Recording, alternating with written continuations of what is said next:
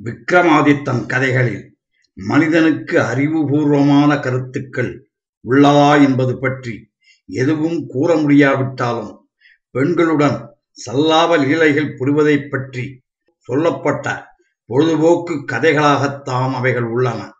ஓரிரு கதைகளை கோடிட்டு காட்டுகிறேன். பொழுது போகாதவர்கள் விக்ரமாதித்தன் கதை புத்தகங்களை வாங்கி படித்து தெரிந்து கொள்ளலாம். கோபாலபுரம் என்கிற பட்டினத்தை கார்த்திகேயன் என்ற அரசன் ஆண்டு வந்தான். அவனுக்கு பகவதி என்றொரு மகள் இருந்தார். தனசுவாமி என்றொரு பிராமணன் அவள் மீது மோகித்திருந்தான். அவளும் அவன் மீது ஆசை கொண்டிருந்தாள். ஆனால் அவளை எப்படி அடைவது என்று வழி தெரியாமல் தனசுவாமி திண்டாடிக் கொண்டிருந்தான். உலகதேவன் என்ற சித்தயோகியை கண்டு தனது விசாரத்தை அவனிடம் கூறினான் தனசாமி. அந்த யோகி ஒரு உபாயம் செய்தான். அதன்படி தனசாமியை பெண் வேடமிட்டு வரச் சொல்லி அரசனிடம் அழைத்துச் சென்று தான் காசி யாத்திரை போகப் போவதாகவும் அதுவரை அந்த பெண் அரசனுடைய பாதுகாப்பில் இருக்க அனுமதி அளிக்க வேண்டும் என்றும் கூறினான். அரசனும் அதற்கு இசைந்தான்.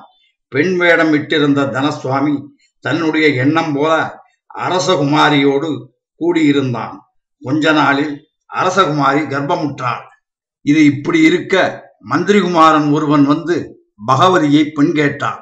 அரசன் அவனுக்கு சம்மதம் கொடுத்து விட்டு தன் மகள் பகவதிக்கு பதிலாக சித்தயோகி கொண்டு வந்து விட்ட பெண்ணை திருமணம் செய்து கொடுத்து விட்டான். கொஞ்ச நாட்களுக்கெல்லாம் சித்தயோகி திரும்ப வந்து அரசனை கண்டு தான் அவனிடம் விட்டு சென்ற பெண்ணை திரும்ப அனுப்புமாறும் அவளை தன் சிஷ்யன் ஒருவனுக்கு திருமணம் செய்து வைக்க வேண்டும் என்றும் கூறினான். அது கேட்ட அரசன் பயந்து உண்மையை சொல்லி அந்த பெண்ணிற்கு பதிலாக தன் மகளை தருவதாக ஒப்புக்கொண்டான். அவ்வாறே சித்தயோகி அரசன் மகளான பகவதியை அழைத்து கொண்டு வரும்பொழுது விஷயம் தெரிந்த அவளுடைய காதலனான அந்த பிராமணன் அங்கே வந்து குறுக்கிட்டு அவள் தன்னுடைய மனைவிதான் என்று வாதாடினான். இப்படியாக இந்த கதை செல்கிறது. அடுத்த கதை. கேசபுரத்தின் அரசனான நட்சத்திரன் என்பவன் ஒரு நாள் வீதி வலம் வரும்போது ஒரு பெண்ணை கண்டு மோகித்து அவளை அழைத்து கொண்டு அடுத்த நகரம் சென்றான். போகின்ற வழியில் கள்வர்கள் சிலர் அவர்களை வழிமறித்தார்கள். அத்தனை பேரையும் வென்று அவளை அழைத்து கொண்டு அடுத்த நகரை அடைந்தான் அரசன். நகரை அடுத்திருந்த பாழுங்கோவில் ஒன்றில் அந்த பெண்ணை வைத்துவிட்டு ஊருக்குள் சென்று உணவு கொண்டு வரப்போனான். அப்போது ஒரு தாசி அவனுக்கு அன்னம் இடுவதாக கூறி அழைத்து கொண்டு தன்னை கூடும்படியாக அவனை பணிந்து மயக்கி தன் வீட்டிலேயே வைத்துக் கொண்டு விட்டார். அவனும் தான் அழைத்து வந்த பெண்ணை மறந்து விட்டான். கோவிலில் இருந்து அந்த பெண்ணை கண்ட வைசியன் ஒருவன் அவளை தன் வீட்டிற்கு அழைத்து கொண்டு போய் அவளுக்கு அன்னமிட்டு அவளோடு கூடி இன்பம் அனுபவித்துக் கொண்டிருந்தான்.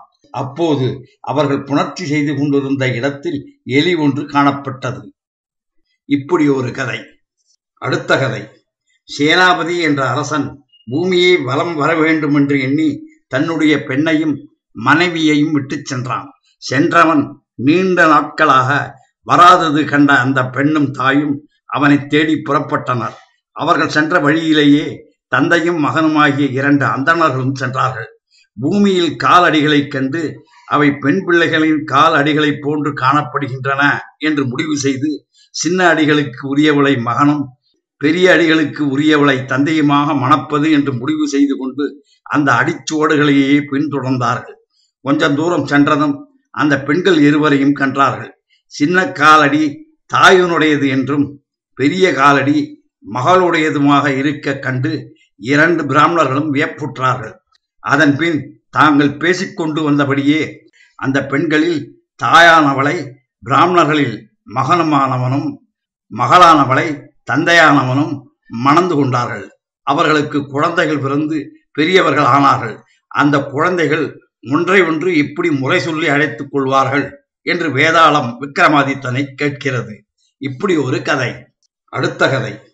ஒரு மண்டலம் 48 நாள்களுக்குள் இட்ட பணியை நிறைவேற்றிவிட வேண்டும் என்பது அரசனின் கட்டளை. ஆனால் எறும்பு கூட அவர்கள் கண்ணில் படாமல் செட்டியாரின் வீட்டுக்குள் நுழைந்து விட முடியாது என்னும் அளவிற்கு அவர்களின் வேவு திறமை இருந்தது.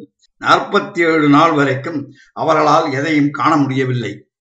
48வது நாள் இன்று ஏதாவது துப்பு கொடுக்காவிட்டால் வேந்தன் தங்கள் முகத்தில் துப்பி விடுவான். தாங்கள் ஒற்றுத் தொழிலுக்கே உபயோகமற்றவர்கள் என்று கூறி தங்கள் முகத்தில் கரியை அள்ளி அப்பி விடுவான்.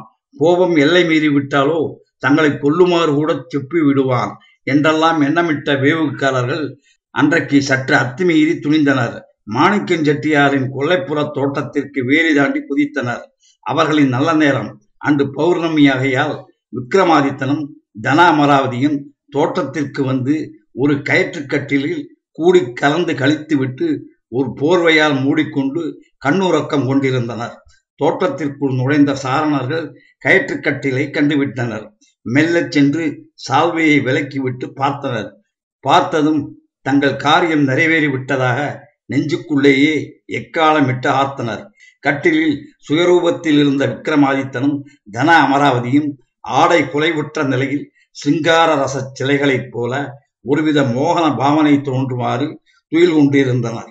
பூர்ணிமை நிலவின் பொலிவான ஒளியில் அந்த பூங்குடியின் பூரா அழகும் புலன்களுக்கு விருந்தாகுமாறு புலப்பட்டு கொண்டிருந்த போதும் அதை ரசிப்பதில் சற்றும் கருத்து செலுத்தாத அந்த கடமையாளர்கள் உடனே அவர்களை போர்வையால் மூடிவிட்டு சப்தமில்லாமல் சலனமில்லாமல் கட்டிலோடு காதல் களிகளை தூக்கி கொண்டு நேரே அரண்மனை நோக்கி நடக்க ஆரம்பித்தனர்.